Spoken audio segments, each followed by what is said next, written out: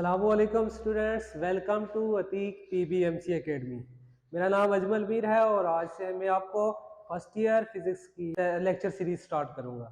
इसमें हम फिजिक्स के चैप्टर नंबर 1 से स्टार्ट करेंगे। इंशाल्लाह होपफुली हम इसके कंप्लीट लेक्चर्स, पूरे बुक के लेक्चर्स तरतीब के साथ 1 बाय 1 कंप्लीट करेंगे। तो आज हम चैप्टर नंबर 1 फिजिक्स का जो चैप्टर नंबर 1 है, जिसका नाम है measurement, first year physics measurement start करने जा रहे हैं।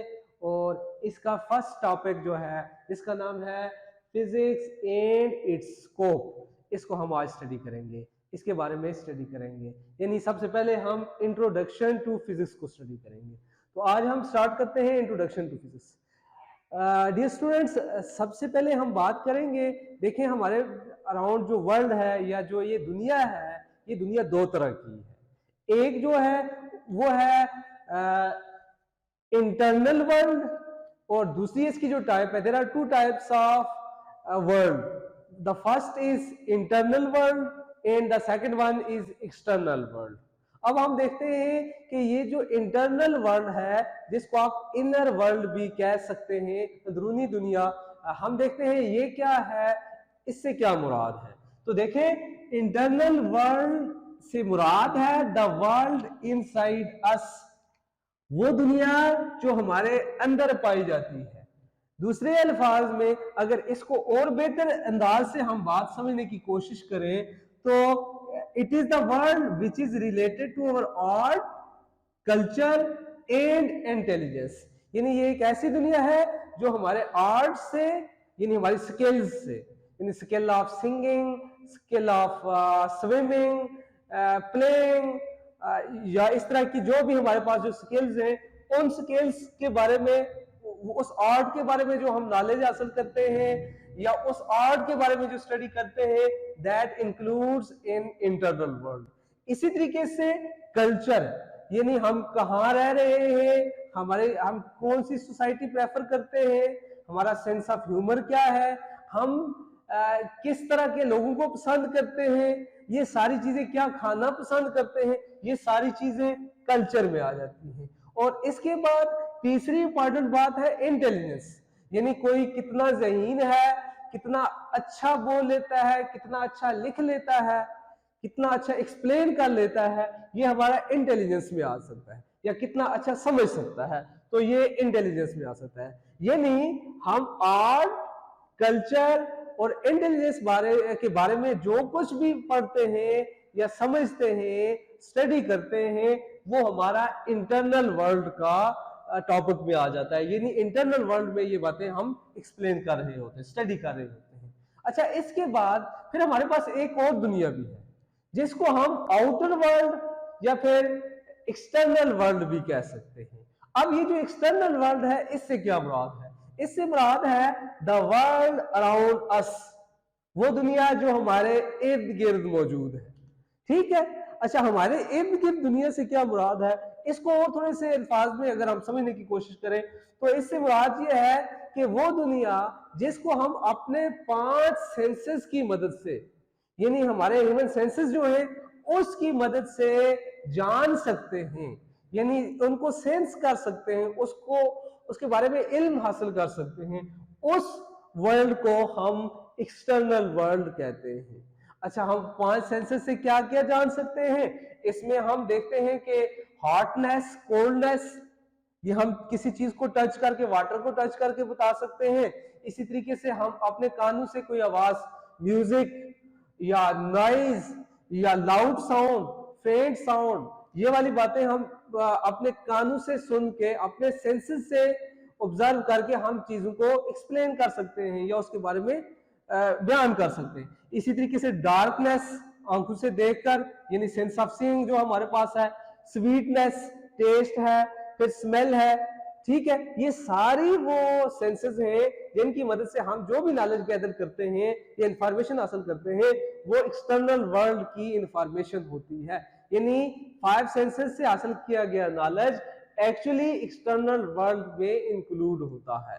अब इस एक्सटर्नल वर्ल्ड को ज्यादा बेहतर अल्फाज में हम साइंटिफिक पैरामीटर्स में या साइंटिफिक पॉइंट ऑफ व्यू से इसका कुछ नाम रखना चाहें तो हम इसके लिए एक बेटर नेम यूज करते हैं, दैट इज फिजिकल वर्ल्ड। ठीक है, अब ये फिजिकल वर्ल्ड क्या है, इसको हम डिफाइन करें। एक्चुअली ये एक्सटर्नल वर्ल्ड ही का नाम है, एक्सटर्नल वर्ल्ड ही का साइंटिफिक नाम समझ लें। ठीक है, तो फिर मतलब यही वाली दुनिया है। तो डेफिनेशन कैसे करेंगे, the world outside our body that can be sensed by our 5 senses so that we can get any kind of knowledge and information about it। ये नहीं वो दुनिया जो हमारी बॉडी के बाहर है, हमारे अराउंड है, और जिसके बारे में जिसको हम अपने 5 सेंसेस से सेंस कर सकते हैं। ठीक है, और इन 5 सेंसेस की मदद से उसके बारे में इंफॉर्मेशन और नॉलेज हासिल कर सकते हैं। ठीक है, और फिर उस नॉलेज की बेस पर हम इसकी अप्लाई करके अपनी जिंदगी को आसान करते हैं। तो इस वर्ल्ड को हम कहते हैं फिजिकल वर्ल्ड। ठीक है, अच्छा, अब जो आपके पास फिजिकल वर्ल्ड है, तो फिजिकल वर्ल्ड का एक और थोड़ा सा बेहतर नाम हम अपने अल्फाज में इसको नेचुरल वर्ल्ड भी कह सकते हैं। ठीक है, जब नेचुरल वर्ल्ड की बात आएगी तो हम ये कह सकते हैं ये कुछ लॉज ऑफ नेचर को फॉलो करती है, यानी physical world follows the laws of nature. अब ये लॉज ऑफ नेचर को हम कैसे कहेंगे, इसके लिए एक जुमला लिखा हुआ है मैंने, the physical world has some rules and principles upon which it is going through. यानी फिजिकल वर्ल्ड कुछ खास असूल और ज़वाबित के मुताबिक, कानून कुदरत के मुताबिक चलता जा रहा है। ठीक है, तो उन कानून को हमने इस फिजिकल वर्ल्ड में स्टडी करना है, उनके बारे में नॉलेज हासिल करना है और उनको फिर अप्लाई करना है। ठीक है, अच्छा, ये फिजिकल वर्ल्ड की बात मैंने क्यों की, क्योंकि आपकी बुक में जो हमारा टॉपिक फिजिक्स ही है, तो फिजिक्स की डेफिनेशन में ये वर्ल्ड इंक्लूड है, यानी फिजिकल वर्ल्ड होती क्या है। तो पहले आपको फिजिकल वर्ल्ड का पता हो तो फिर हम डेफिनेशन ऑफ फिजिक्स पे जाए। ठीक है, अच्छा, अब इसके बाद हम चलते हैं जी डेफिनेशन ऑफ फिजिक्स। क्योंकि हमारा इंट्रोडक्शन चैप्टर का स्टार्ट ही फिजिक्स से होता है, तो अब हम थोड़े से इस फिजिक्स को डिफाइन करने की कोशिश करते हैं। तो फिजिक्स के बारे में आपने पहले पढ़ा होगा कि ये ग्रीक लेटर से निकला है फिजिक्स, जिसका मतलब होता है नेचर, मतलब ये नेचुरल वर्ल्ड है, ये नेचर की स्टडी का नाम है, यानी physics is the study of nature. पहली डेफिनेशन तो आपके पास ये भी बन सकती है, लेकिन अब साइंटिफिक मेथड से, अगर हम साइंटिफिक कंसेप्ट से इसको समझने की कोशिश करें, इसकी दो एक डेफिनेशन यहाँ पर हमने लिखी है, आप हजारों डेफिनेशन इसकी कर सकते हैं। पहली डेफिनेशन है, it is the branch of science that involves the study of physical world in specific. यानी अगर स्पेसिफिक बात की जाए, खास मखसूस बात की जाए, तो साइंस की वो ब्रांच जिसमें हम फिजिकल वर्ल्ड के बारे में स्टडी करते हैं, उसका नाम है फिजिक्स।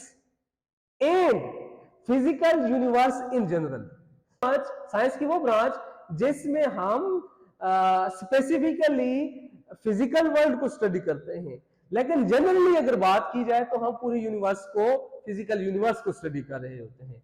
तो इस यूनिवर्स में क्या क्या चीज मौजूद है, इस यूनिवर्स में मैटर मौजूद है, और हम इस मैटर को डिटेल से स्टडी करते हैं, मैटर्स की फॉर्म, इनकी एप्लीकेशन, इनका यूजेस, इनके बारे में ईच एंड एवरीथिंग हम फिजिक्स में पढ़ रहे होते हैं। फिर एनर्जी मैटर से हटकर और इस फिजिकल वर्ल्ड में क्या है, दैट इज एनर्जी, तो हम इस एनर्जी को भी यहाँ पर स्टडी करते हैं। अच्छा, जब मैटर को आपने स्टडी कर लिया, मैटर से हटकर आपने एनर्जी को स्टडी कर लिया, तो फिर इन दो के दरमियान क्या ताल्लुक है, यानी how matter is related to energy, that is also studied in the physics. ठीक है, तो ये तो आ गई इसकी फर्स्ट डेफिनेशन। ठीक है, अब इसकी एक और डेफिनेशन अगर हम थोड़ा सा इस बात को और क्लियर करने की कोशिश करें, तो हमारे पास इसकी एक और डेफिनेशन, बड़ी अच्छी डेफिनेशन बनती है। वो क्या है, it is the branch of science which deals with the study of rules and principles of the physical world. वही बात जो मैं इधर भी एक्सप्लेन कर रहा था कि फिजिकल वर्ल्ड के कुछ रूल्स और प्रिंसिपल्स हैं, और फिजिक्स साइंस की वो ब्रांच जिसमें हम इस फिजिकल वर्ल्ड के तमाम रूल्स और प्रिंसिपल्स, यानी लॉज ऑफ नेचर को हम स्टडी करते हैं। ठीक है, अच्छा, ये इसकी डेफिनेशन आ गई। अब हम इसमें एक और बात भी ऐड कर चुके हैं। अगर इस डेफिनेशन में देखें, उसमें हमने एक वर्ड ऐड किया हुआ है, साइंस। तो इसका मतलब है हमें साइंस का भी पता होना चाहिए। यानी साइंस क्या है? The organized form of knowledge is called science. ठीक है, अब ये जो ऑर्गेनाइज्ड फॉर्म ऑफ नॉलेज है, ठीक है, ये तो आपने शुरू में से डेफिनेशन याद की हुई है, ठीक है, बट अब इससे मुराद क्या है ऑर्गेनाइज्ड फॉर्म ऑफ नॉलेज? अच्छा, ऑर्गेनाइज्ड फॉर्म ऑफ नॉलेज को अगर हम थोड़ा सा डिटेल से समझे, यानी क्या होता है ऑर्गेनाइज्ड फॉर्म, नॉलेज को ऑर्गेनाइज कैसे किया जाता है, इसके लिए मैं आपको एक छोटी सी एग्जांपल देता हूं। तो मैं इस तरफ ये अरेंज कर रहा हूं, इधर मैं इसको एक एग्जांपल आपको ऐड करूंगा। अच्छा जी, ऑर्गेनाइज्ड फॉर्म ऑफ नॉलेज से जो मुराद है वो कुछ है, देखो सबसे पहले अगर हम मैथ्स की बात करें, स्टार्ट में हम काउंटिंग सीखते हैं, ठीक है, लेटर्स 1 2 3 4 ये क्या होते हैं। जब आपने सबसे पहले 1 2 3 4 सीख लिया, इसके बाद आप इसकी एडिशन सीखते हैं, ठीक है, यानी दो नंबर कैसे आपस में ऐड हो सकते हैं, सबट्रैक्ट कैसे हो सकते हैं, मल्टीप्लाई कैसे हो सकते हैं, डिवाइड कैसे हो सकते हैं। काउंटिंग के बाद आप एडिशन पे आते हैं। अच्छा, जब आप एडिशन से आगे चले तो फिर आप कहीं स्क्वायर की तरफ चलते हैं, थोड़ा सा स्टेप बाय स्टेप हम आगे जा रहे हैं। अच्छा, जब आपने स्क्वायर सीख लिया, स्क्वायर के बाद आप थोड़ा सा आगे जाएंगे, कहीं इक्वेशंस की तरफ चले जाएंगे, यानी इक्वेशन कैसे बनती है, इक्वेशन क्या होती है, इसको जब आप स्टडी करते हैं, इसके बाद इससे थोड़ा सा आगे जाए तो फिर आप चलते हैं अलजेब्रा। अच्छा, अब देखें क्या ऐसा पॉसिबल है कि आपको काउंटिंग ना आती हो, आपको एडिशन का पता ही ना हो, स्क्वायर का पता ही ना हो, आप डायरेक्ट अलजेब्रा सीखना शुरू कर दें? नो, ये पॉसिबल ही नहीं। यानी हम एक तरतीब के साथ ये चीजें सीख रहे हैं, यानी आपको काउंटिंग का पता ही नहीं है, आप स्क्वायर सीखना शुरू हो जाए, no, it is not possible. आपको पहले काउंटिंग, एडिशन, सब्ट्रैक्शन, मल्टीप्लिकेशन ये सारी चीजें क्लियर करनी पड़ेंगी, आप तरतीब से स्टेप बाय स्टेप आगे जाएंगे। तो ये जो आपके पास ये नॉलेज है ना, जो एक तरतीब से आ रहा है, that is known as organized form of knowledge. ठीक है, इस तरह का जो नॉलेज होता है ये ऑर्गेनाइज्ड फॉर्म ऑफ नॉलेज होता है। अच्छा, ये तो एक मैंने आपको मैथ्स की एग्जांपल से, एक एवरीडे लाइफ की छोटी सी एग्जांपल से समझाया। अब इस ऑर्गेनाइज्ड फॉर्म नॉलेज को या एक नॉलेज को हम कैसे ऑर्गेनाइज करते हैं, इसके लिए हमारे पास एक मेथड होता है साइंस में, that is known as scientific method. अब हम साइंटिफिक मेथड के ऊपर बात करना चाह रहे हैं, बट इधर हम इसके कुछ पॉइंट्स हैं, इनको एक एग्जांपल से एलाबोरेट करके टॉपिक को एंड करते हैं, ठीक है।